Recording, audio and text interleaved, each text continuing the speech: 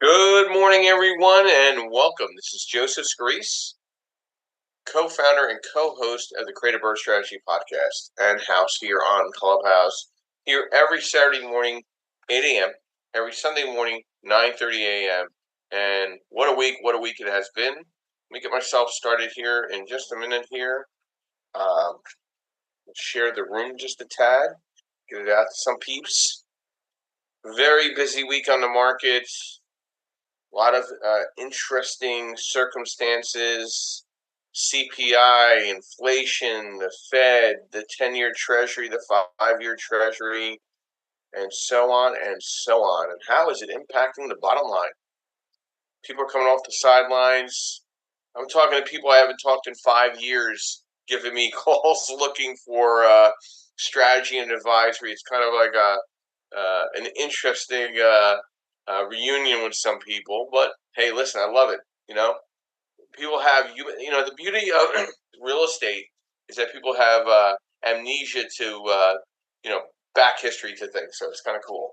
But let's go into thanking our sponsors, of course. First, we wouldn't be here without um, them as well. I want to thank Mr. Yardell Perkins of Perkatech, who provides our social media insight, advisory, and strategy to our websites, our graphic artwork, advisory and strategy to analytics. I want to thank Ms. Linda Pelagas of Realty 411, who provides a national publication to real estate investor and professionals, as well as events throughout the country. She has a big event coming up in LA. Then we like to thank MB Capital, where we provide unsecured business lines of credit for uh, investors throughout the country through credit card, and lines of credit, which is a great way of leveraging into the next sponsor, which is Lenmark Capital, which is providing asset-based lending nationwide in the DSCR space, fixed to rent, fixed to flip, new construction,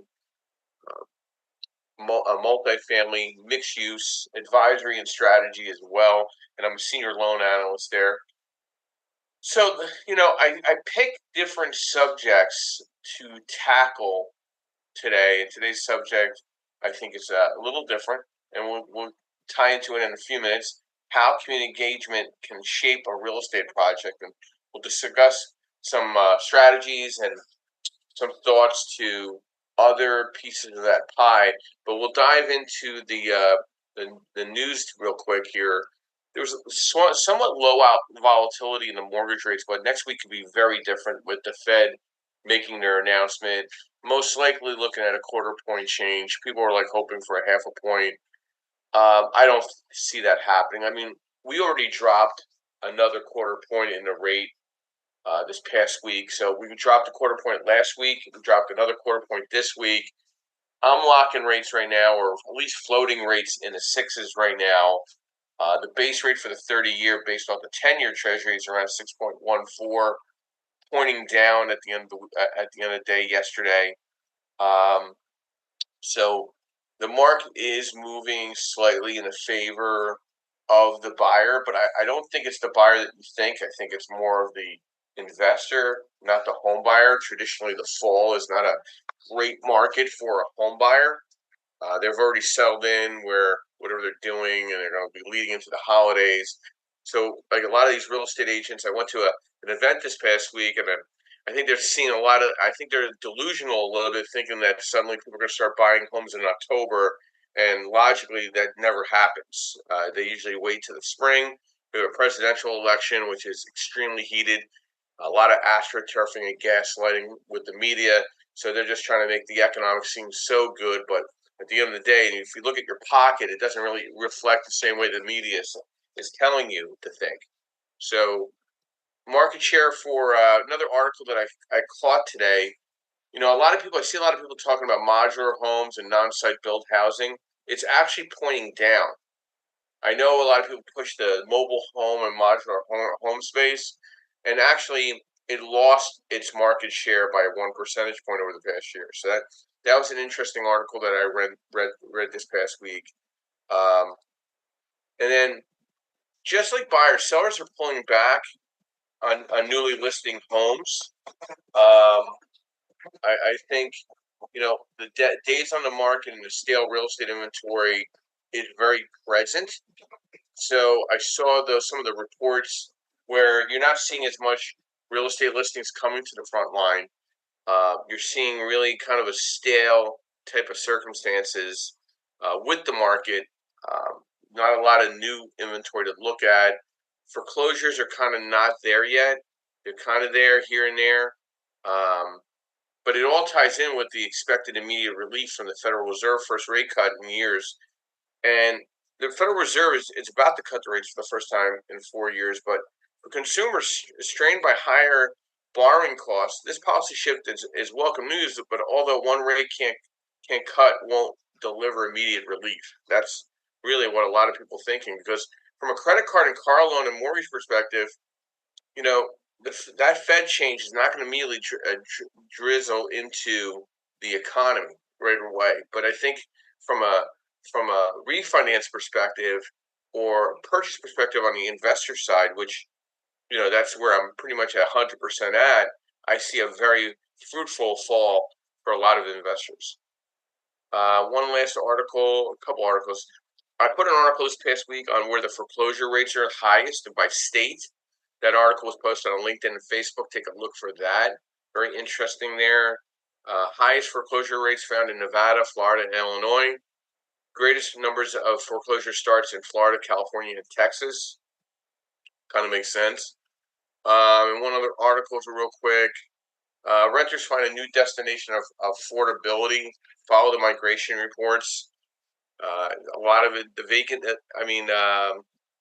Seeing Miami's flatlined right now. I'm seeing some movement up in the Connecticut market in the Bridgeport area, New York State, Milwaukee. But these are better barriers eventually where people can work virtually. So let's dive into our subject today, and then we'll get our moderators to kind of give some insight as well. Community engagement can significantly shape the strategies of real estate projects by aligning developments with local needs and ensuring long-term success and reducing conflicts. I'm going to give you some community engagement influences where it might helpfully help you with real estate project strategies. You need to build trust and reduce resistance, meaning the stakeholders in that community and transparency. Being very informative on the project design, the local needs, cultural sensitivity. Give you a great example. I saw a development on Broad Street in Philadelphia, and the property went up for sale, and it's an eyesore to me. I mean, it's a brand new build, but it doesn't match up with the block, and it's been sitting there for 6 months for sale because it's an oddball property. Like, I don't want to be the one. It's a lot of windows. All the other buildings are brick. They really are not conforming to the market, so that's why it's sitting there, and it's still for sale 6 months later. Enhancing the project value, market alignment, sustainability focus, shaping long-term success with the community, enhancing reputation, long-term viability, social and economic impact, addressing, the gentrification concerns as neighborhoods shift, supporting local economies and local business. So if you're a real estate professional, real estate agent, you really want to dive into those neighborhood associations, those zoning meetings, get to know who are the players. Typically, it's a political play, but I don't want to take sides in political parties, but you need to see who's actively favorable toward the real estate endeavors that you're trying to accomplish in those markets. Okay? And one very big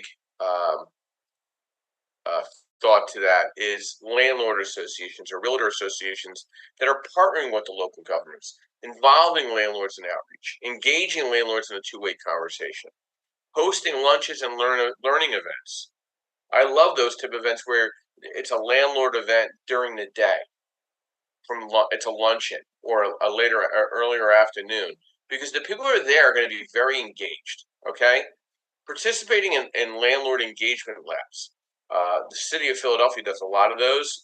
Very well attended, 25 to 30 real estate landlords or prospective landlords, and participating in the landlord engagement initiative. So landlord associations and the realtor associations for some reason can't get out of their own way to find that local governments are the best play to kind of tie in relationships to future rehabs and developments in the market.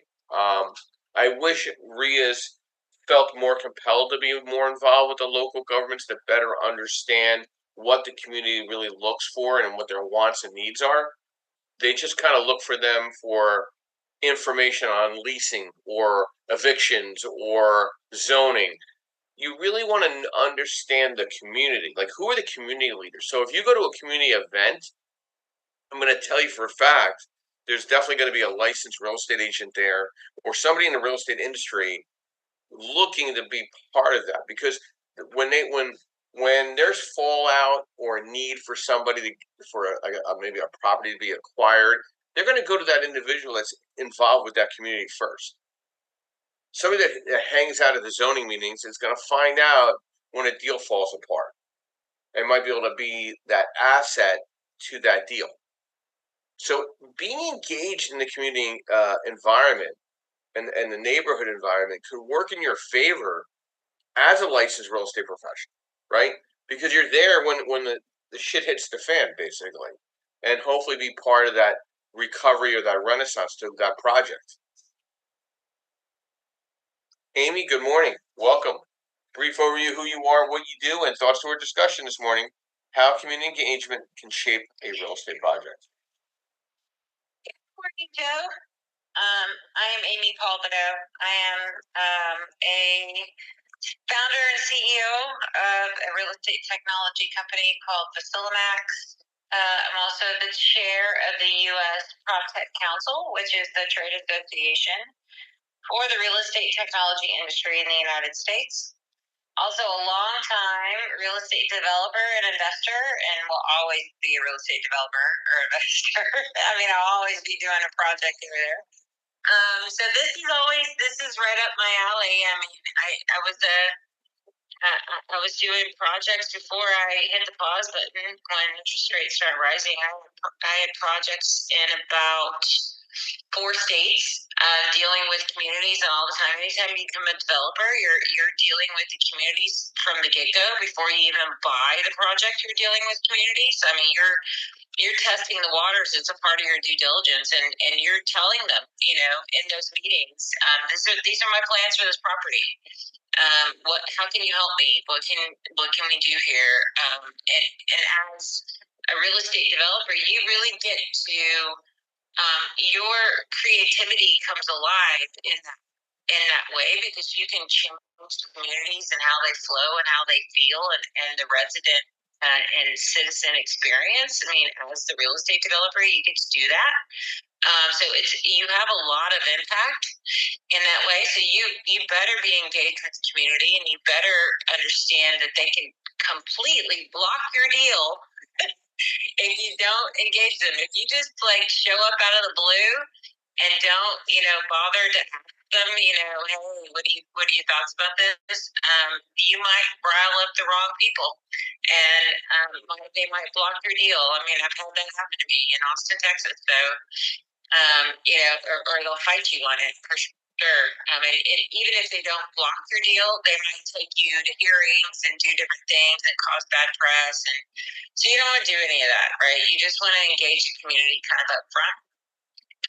And if you're really solving a problem that the community recognizes that it has, they'll support you, and they'll help you, and and then especially on the municipality side. I mean, if you're especially trying to get TIF financing, any sort of tax incremental financing, or any help from the county or any help from the municipalities, engaging with them early can really make your deal kind of more smooth sailing. For sure. I mean, and they'll hopefully find incentives for you, or they'll help you with I've even had municipalities know who the landowners are, and they'll help broker the deals for you. I mean, it's really kind of interesting. If they have something that they want and they know that you have the money to go execute on it, they'll help pave the way for make sure that you can get that deal. So, yeah, this is extremely important if you're doing any sort of development or investment into any arena. You need to make sure you're engaging the community for sure. And Amy, you brought up some really good points. Like for me, when I was looking at that single family through four family development plan for myself, I would go to a neighborhood association meeting twice or three times a month.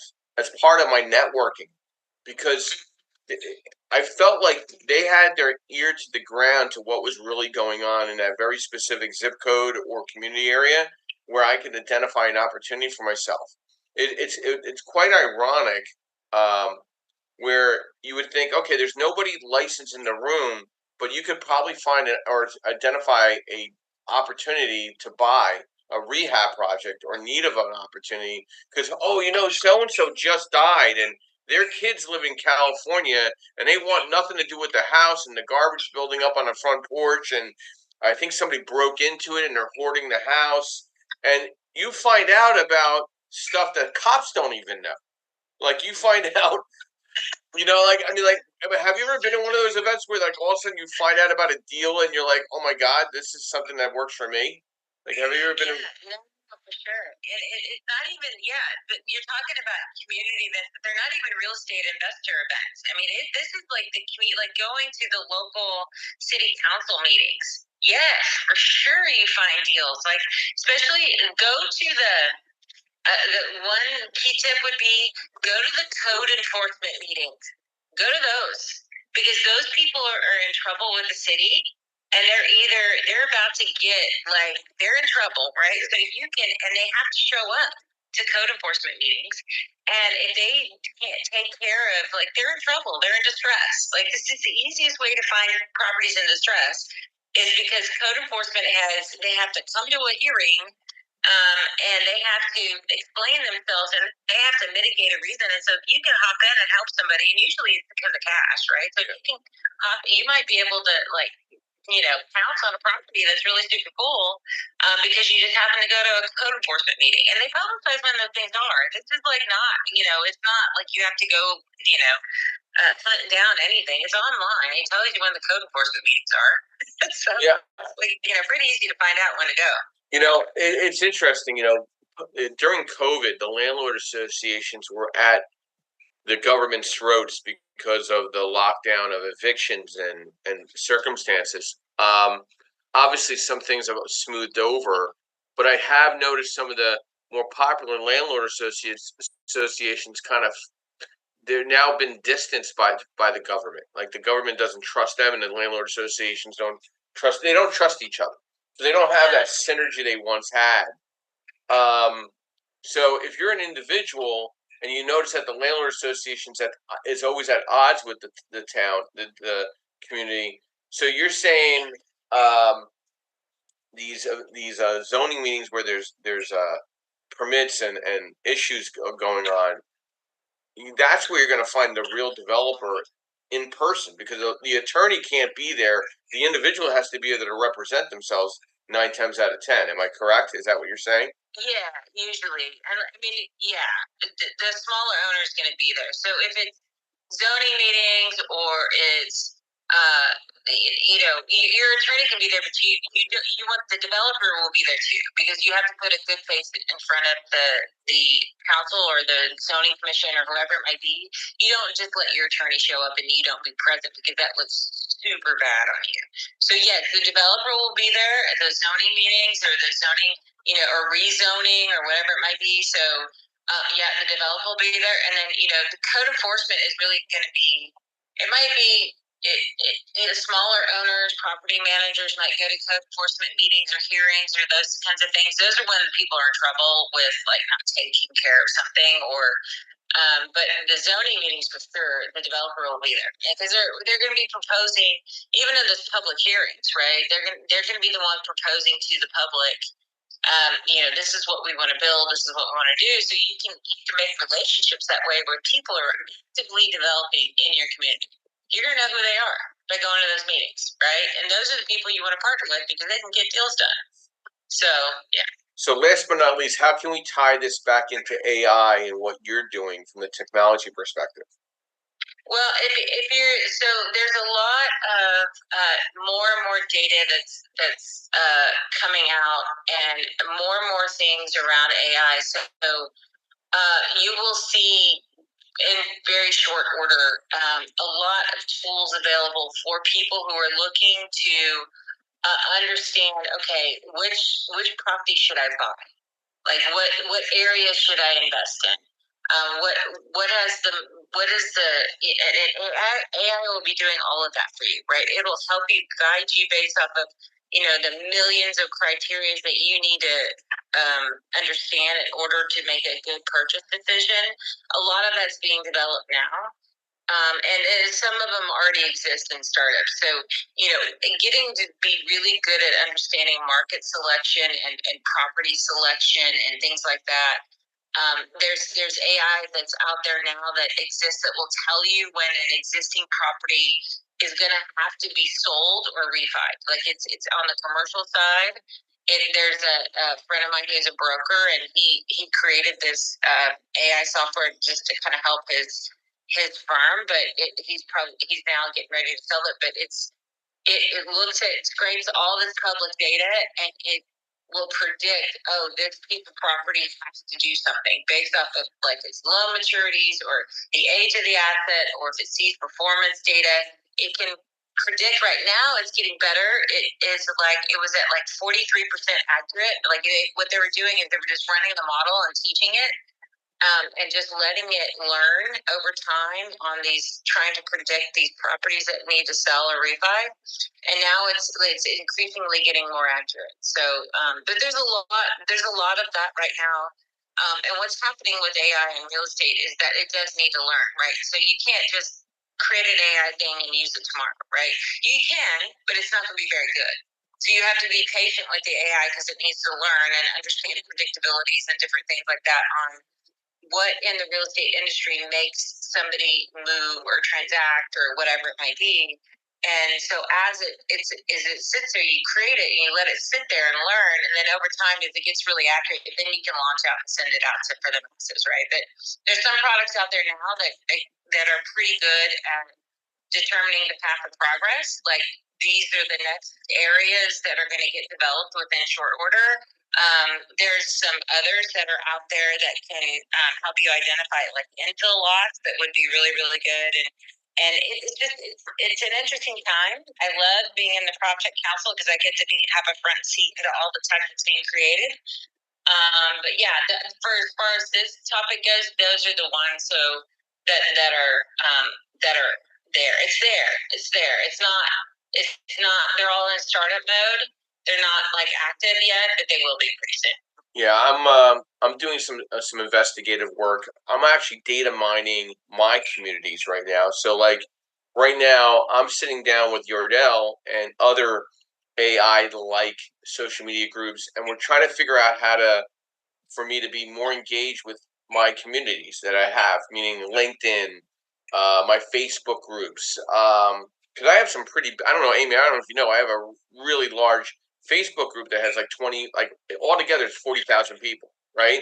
But I've never been very engaged with it. Like I've done postings, but I'm not having really detailed communication with them, and it's very relevant to community engagement. So like social media engagement is just important because a lot of these neighborhood associations and zoning associations and landlord associations, they're very much online and have a lot of communication.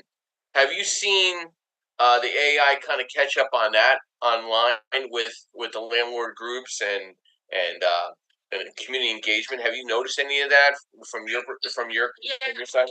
See more of that. Like, there's a lot of people scraping social media sites and trying to get understanding trends and things like that. It's not very good yet, but I will say I went away from Facebook too. Like I wasn't active on it. I didn't think it was a professional site, nor was it worth my time. If I had to pick a channel, I picked LinkedIn, right? I mean, and it's just kind of was my choice because I was my software is B2B and it just made more sense.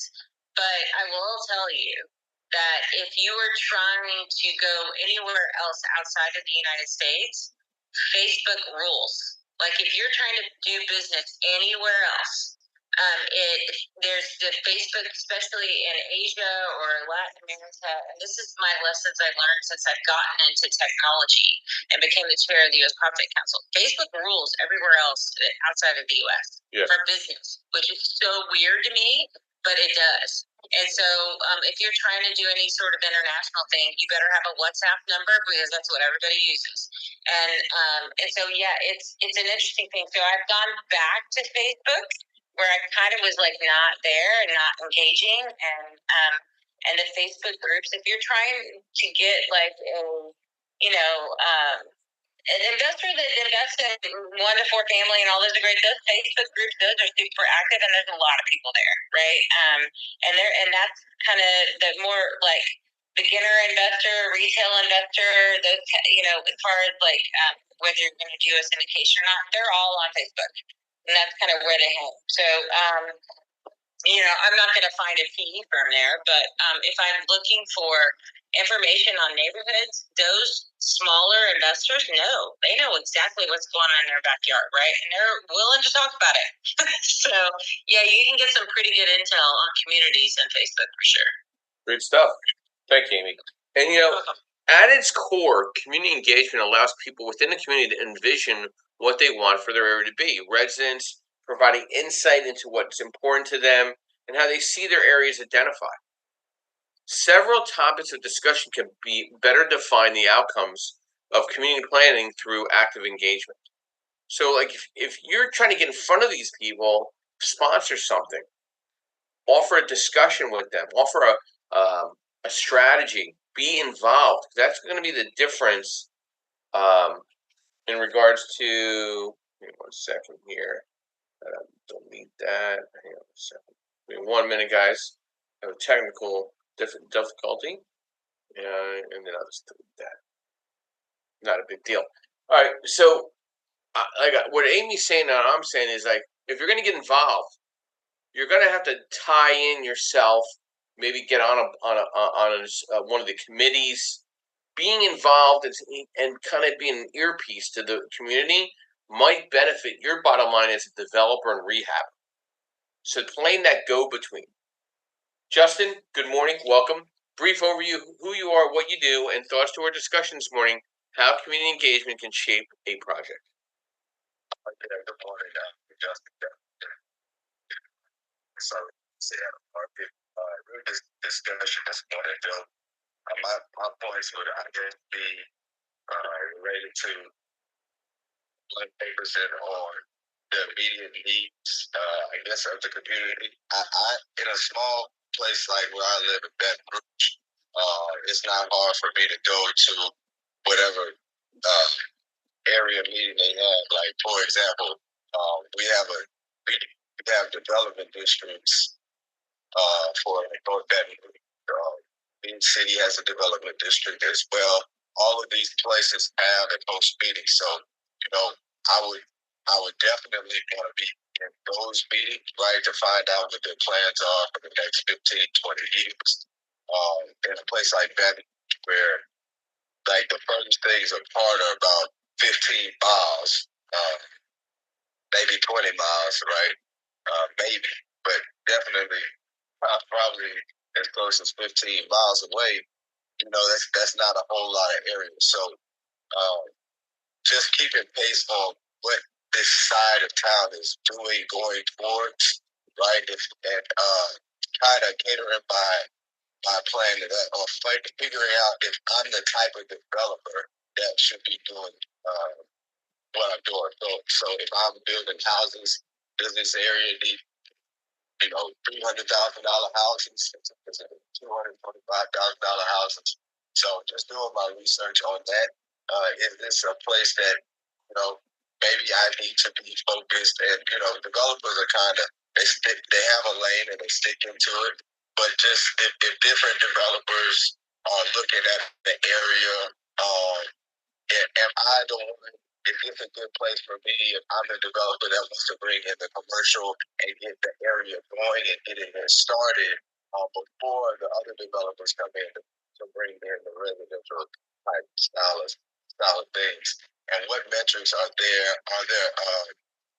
Every now and then, just depending on the climate of the place, you might need to look into uh, the politics of what's going on too.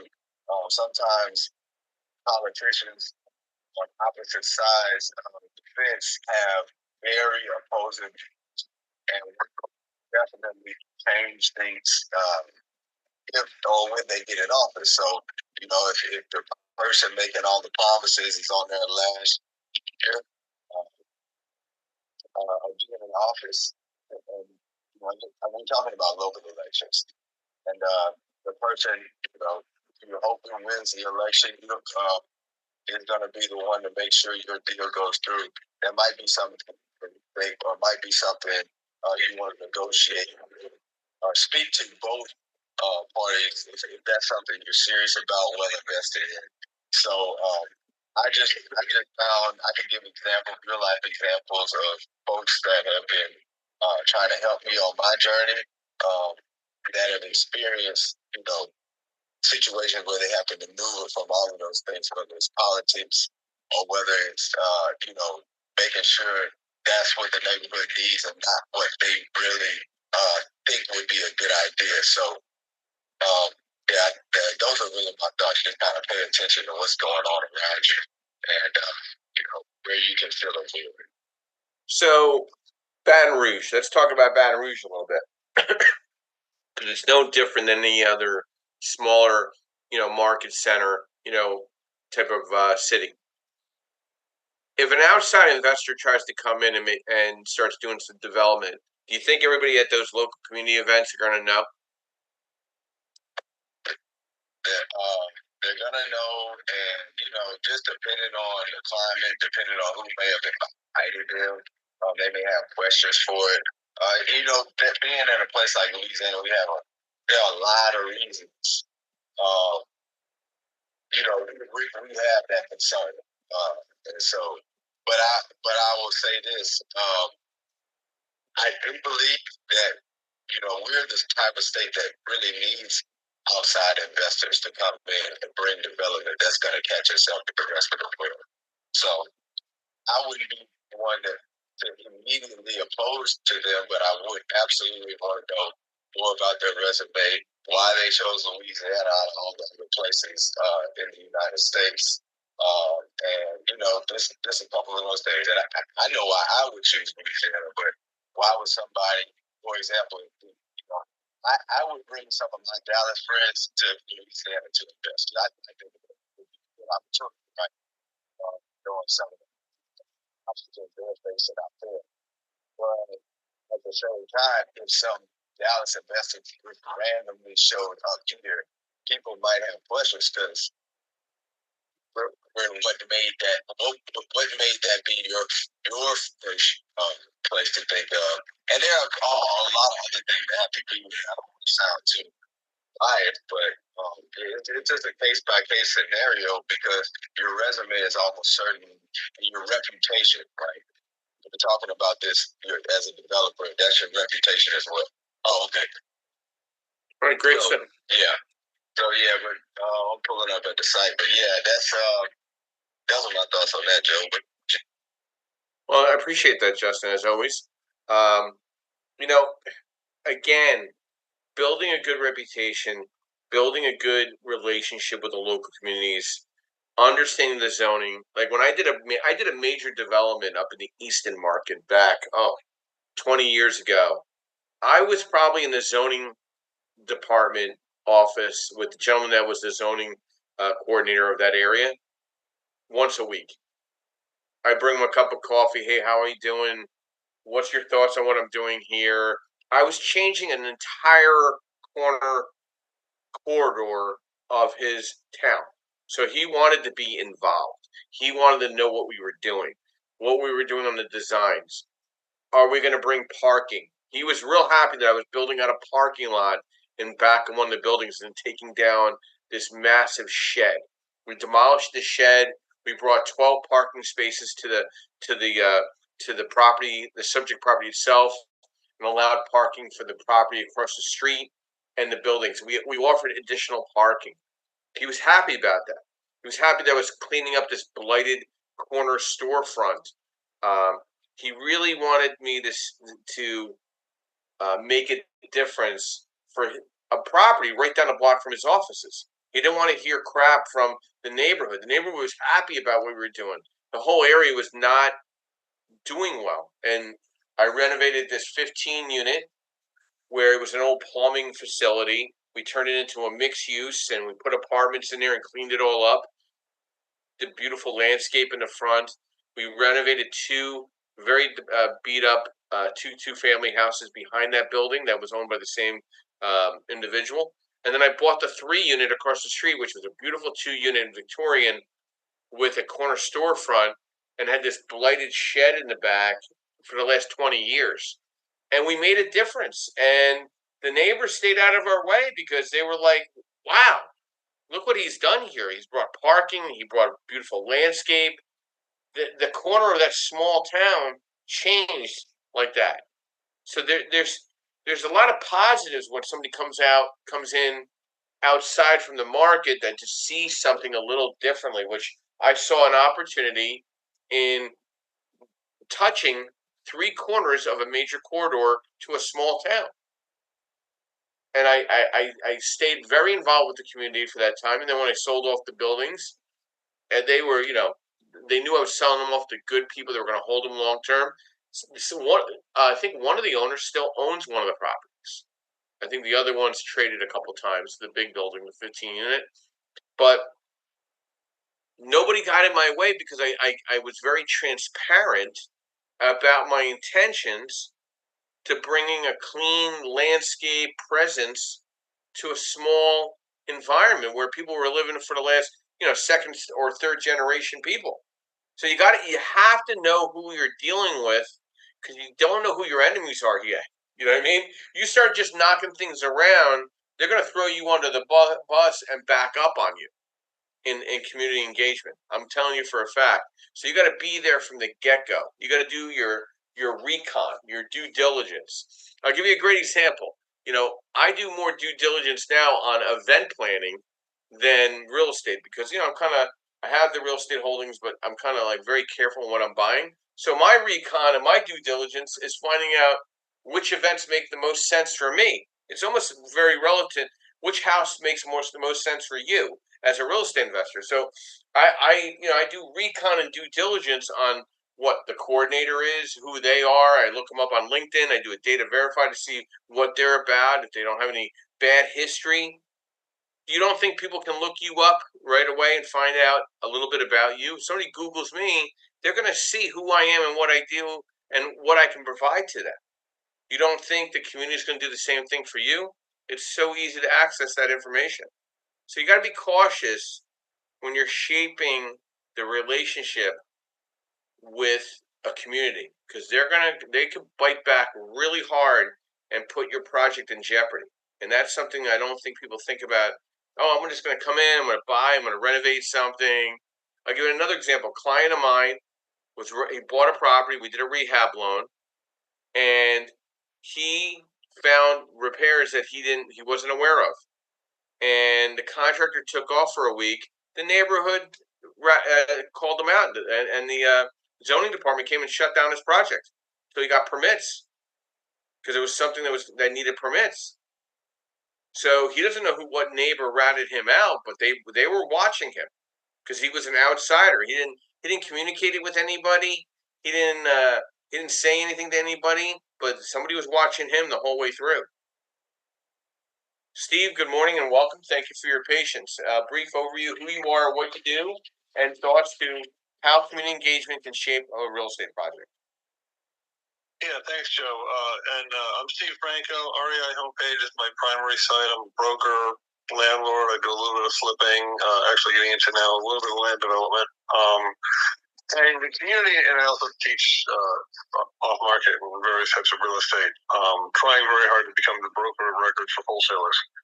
But because PA just changed the law. So the community involvement thing is huge. It's huge because even as a small landlord, what I tell all my buyers of singles and doubles and whatever is I'm going to take you down to City Hall and I'm going to introduce you to the various players. And, they're going to get to know whether, that you're a good guy and whatever.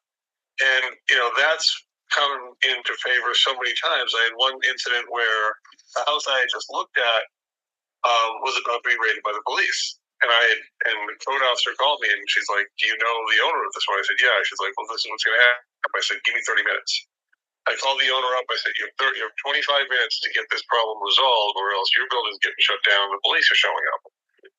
At the time, the city had a very stringent, if one thing is going wrong, the entire property is shut down. Too bad, deal with it.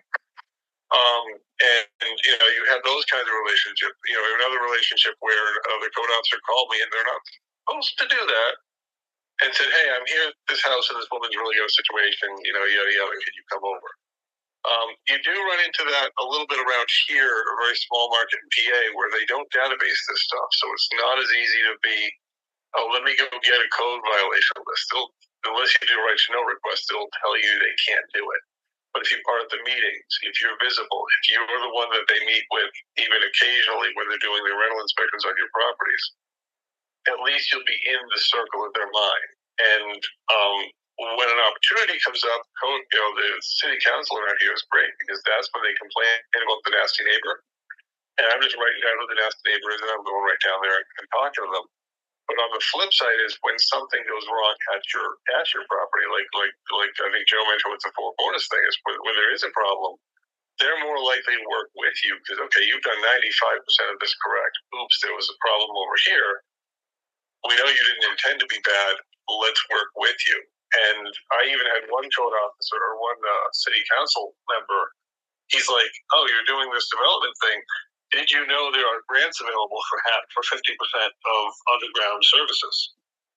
None of my grant people that I talked to had ever even identified that. And so he's like, "Yeah," he's like, "Do this, that, and the other thing." And I got half my underground energy they got paid for. So really being visible and being available.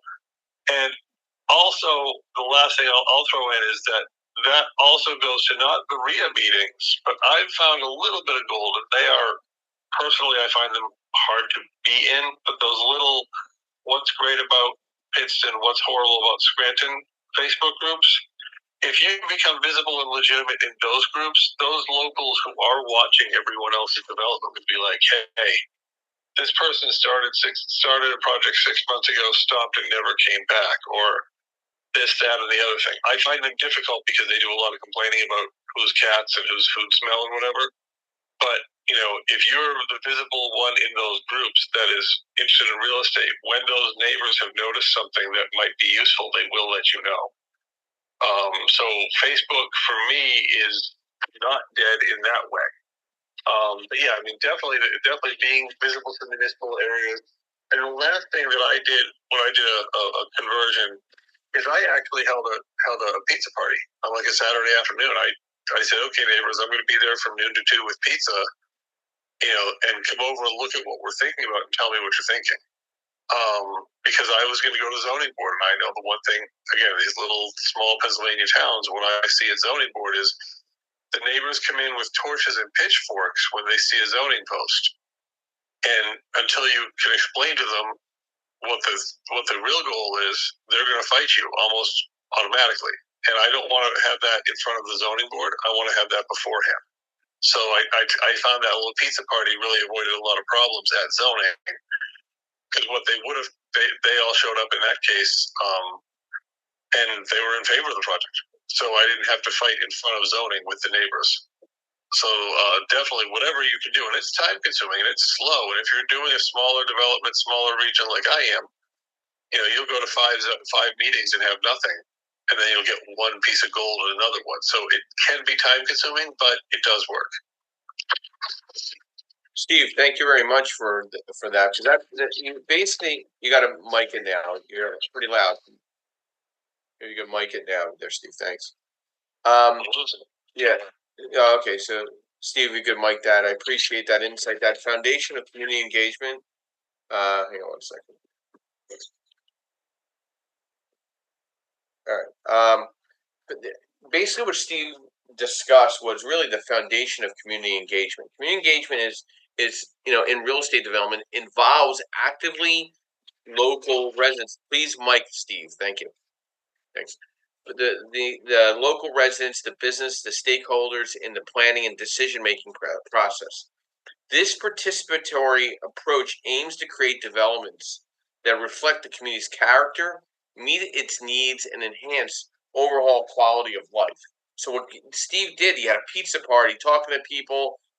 He's planting seeds because not all projects are going to go right, and you need enhanced project acceptance where things can go wrong. You need to be informed in the decision making in that market wherever you're buying your properties and doing renovations. The Flip That House shows don't show you where the community engagement is, like what needs to be done to know your neighbor. Because if you piss off thy neighbor, you could have a lot of problems if they're involved with the socioeconomic involvement of the community, and especially with social media is so present, you have to be cautious in what you say online in some of these very specific neighborhood or community social media groups, these subgroups. You really have to be cautious. You got to watch and listen because there's a lot of angry people out there, that just don't have a lot of other things other than to be angry. And they just want to be angry with anybody they can be angry with. So you got to kind of understand the community and tailor your communication channels as well. Be very cautious in what you put out there. I put very neutral comments about the economic market in red with just a statement, and you could not believe my involvement with in different real estate investors' perspective. Some of it kind of goes off the rails sometimes because people are just off the rails at times, but it's amazing the engaged discussions I have now. I mean, there's always silliness by certain people, but that's okay. Whatever, you just kind of let them go. I like the engaged discussions of the mortgage industry and the real estate industry. So it's no different than in a community relationship and a community engagement. Creating maybe an association, a landlord association. Being the creator and wanting to have that involvement with that neighborhood could be a benefiting opportunity. Like, I'll give you an example. There's a gentleman he was very involved with the city, started buying and developing. He created a movement in a neighborhood in Philadelphia, and now he has subgroups that are almost in all these other cities along the northeast of the country by creating a movement. And they have mentorship and mastermind discussions, and they have an online presence. Okay, so does he have his enemies and he has his people that are not fans? Of course, not everybody's going to like you right off the bat. So, but you want to include and be inclusive on the participation. You want to hear feedback, whether it's good, bad, or nothing. You know what I mean? And what building value beyond buildings? What is that impact? How does that benefit the community engagement? Meeting real needs and strengthening community ties and positive brand association and keeping risk mitigation at a minimum. You want to provide also real world successes. You want to involve the community in anything you're doing or sponsor a community event and be part of their branding perspective. It's a path forward, embracing that community engagement. And as a licensed real estate professional, if you're not involved with one community or another, like, how are you building your reputation in that market? Like, how do you not get in front of these people? That's your audience, whether it's potential home buyer, a potential seller, an introduction. You do right by people, they tell 3. You do bad by people, they tell 7. It's an old hospitality line.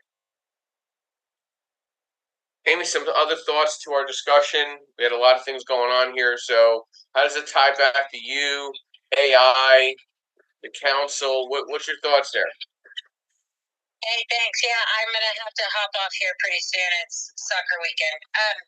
But yeah, so I did want to have so running a real estate investment business obviously is just like any other business. You have to brand yourself, market yourself, make sales, all those great things, right? You're gonna have to be constantly selling yourself. I did want to. There's a book out there that I recently started reading that is very very useful for startups. But if your business, it applies to you if you're beginning, your real estate investing career, right? It's super useful from a marketing, branding perspective. It's called Traction, and they talk about the 19 channels of which you can build your brand and market yourself and all these other great things. So one of those in there is what you were talking about was building a community. And that's what that guy did when he built that landlord association, and then it went and it started branching out. He built a name for himself that way. So that is one of the channels. And there's lots of others, but I would suggest if you're beginning your real estate investing career, if you want to grow more, that's a very very good book for sure for you to read. And I'm gonna have to hop off, but it's been a great room, Jeff. Thanks, Amy. Have fun being soccer mom. So I appreciate that. And, to tie into what Amy was just saying, you need to define your brand identity in a community engagement. You got to develop a consistent visual identity. You should have a professional website. So if you go to my website, josephscarice.com, it's all there. The podcast is a separate one, which is called Creative Birth Strategies, but they interlink. Leverage your social media with your community. I always offer investors to promote their event or their business. I'll send out an email blast on their behalf. Why? It's good community engagement in my space. I'm sending it out to thousands of people to let them know about their event. They appreciate that. And also, like, putting articles out in maybe a community environment or a newsletter, make them high quality. Take time. Don't put something sloppy together, right? And networking and building those relationships in that community, very, very important. Sitting down with somebody for a cup of coffee and listening to what's going through their head about that community could be the difference on your next successful project. And collecting and showcasing testimonials. Like, when you go to the event, take some pictures. Hey, I was at this great event, learned about this, this, and this. You should definitely attend this type of event because it's going to benefit this, this, and this. People will see that. Take the high level. Be the difference maker. Invest maybe in advertising for them in their community groups. Or maybe creating your own landlord involvement with the community group. Get voices to be heard. I think it's very important where it starts scratching the surface, right? Ensuring strategic alignment, dedicating ample resources, whether it's video, pictures, articles, leveraging your website maybe for the community, like linking back with one of their community sites and things of that nature. Maybe even cross collaborating, having a pizza party on their behalf, or having a happy hour and buying everybody a drink. Get to know everybody. Adopt a customer-centric approach. Act on customer feedback too. Like, what is the community feedback? Empower active participation. And how do you build your brand, right? To community engagement, because they're going to want to look. They want to see who you are. Find your niche there, right? Know your unique value proposition. Understanding the community. These are some things that I think are very, very important when you're trying to get involved with the community engagement as a real estate professional or a real estate project, for that matter. You're going to upset somebody. You want to just keep it to a lower noise level. Justin, your final thought to how community engagement shapes a project. Justin, are you there? Going once, going twice. Steve, your final thoughts to how community engagement can shape a real estate project. Yeah, so I appreciate Joe. So one thing I forgot to mention earlier is that I run an REI group and have run since about 2012, and that's the coolest time to find out what's going on in the different communities, because in those REIs, now the one I run is very, I don't know if it's different from most, but we have a lot of networking and chit chat time. So the dozen, 2 dozen, 3 dozen, whoever shows up that week, I'll be learning what goes on in the different communities, and that helps me figure out which community meetings I should go to. That maybe helps me figure out which direction the market's going in. Is it heading more toward the upper scale activity in Mountaintop, the upper demo? Is it more interesting stuff for me happening in the lower parts of Wilkes-Barre where the incomes aren't that great, but that might be a good opportunity? And it's great to see different perspectives. Sometimes people are flippers, wholesalers. And those people help me figure out which communities are coming next. Because there's one town in my area where the municipality runs the rehab department and everything goes to their friends, and you kind of like, okay, I'm not really going to bother going there. Well, that's starting to change, and I learned that at one of my meetup groups. So your meetup groups can educate which communities you need to look at, or what might be changing that you're not seeing. Great stuff, Steve. I really appreciate that. I'm glad Steve started getting involved with this. He was kind of meandering about it, getting set up, and now he's part of it on either Saturdays and Sundays. So definitely reach back out to him, Amy, and Justin, who have been pillars to this great podcast for the last several years.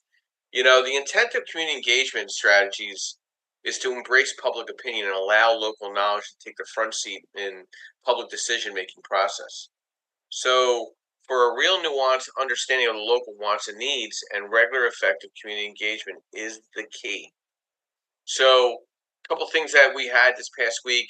We had our first Creative Birth Strategies Mastermind this past Monday. It was awesome. We had about 20 people there, very engaged. We talked about how we can grow and be accountable, and we put different things in front of everybody, and we picked a book to read, and we're going to talk about it, and we're going to talk about deal or no deal next month.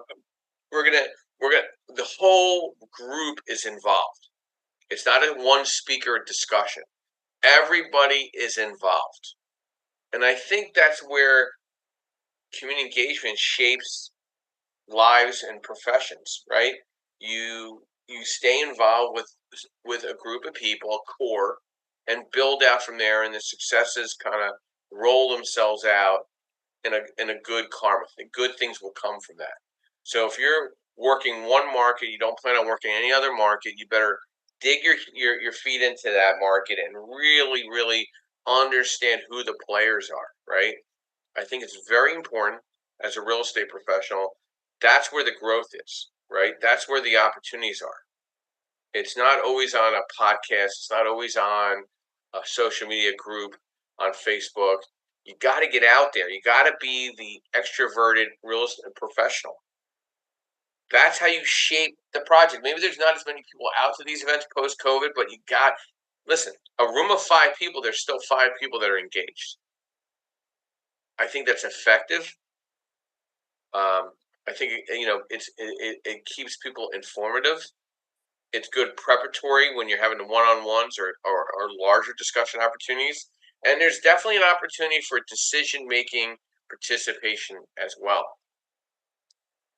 So the collaboration and shared purpose to community engagement can shape the project, like I said, in so many different ways, from the participants to the government to the community institutions and others that work together to advance the common good. Want to give everybody a heads up. I'll be at the Maryland Association of Realtor Expo. So if anybody's coming down to the Maryland Association of Realtor Expo, I'll be in Ocean City for the next couple of days. I leave tomorrow, and then I'll be down there Monday, Tuesday, into Wednesday. I'm also presenting on asset-based lending fundamentals this Thursday night in Haddon Township, New Jersey. The South Jersey Real Estate Investors Group sponsoring some wings and food and stuff like that. We're going to have another co-sponsor, Mr. David Ingamy of a risk protection plus insurance. So it'll be another great subject matter. Then I'm flying out to an investor group down in Fort Lauderdale, Florida, Friday, Saturday, and Sunday. I'm speaking on Saturday in Fort Lauderdale, Florida. So if anybody's in Fort Lauderdale market, want to grab coffee or lunch or dinner on Saturday afternoon into Sunday, I'd love to meet you in person. I want to thank everybody for today's discussion this morning. I want to thank our sponsors, Mr. Yardell Perkins of Perkatech.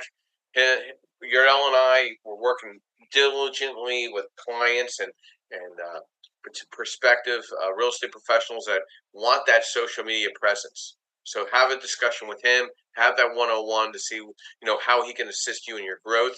I'd like to thank Linda Pelagas for Realty 411, national publication and national events throughout the country with real estate professionals and services.